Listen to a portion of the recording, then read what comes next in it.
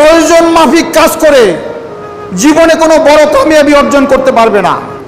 একজন মানুষ জীবনে কত বড় হবেন সেটা নির্ভর করবে তিনি প্রয়োজনের অতিরিক্ত কতটুকুন কাজ করলেন।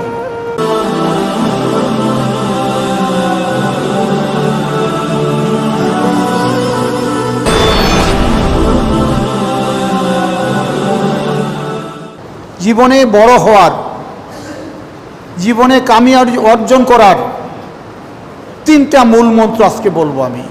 এক নাম্বার মূল মন্ত্র তোমরা মনে রাখবা, the flame of life cannot be borrowed from others. It must be kindled from the temple of one's own self.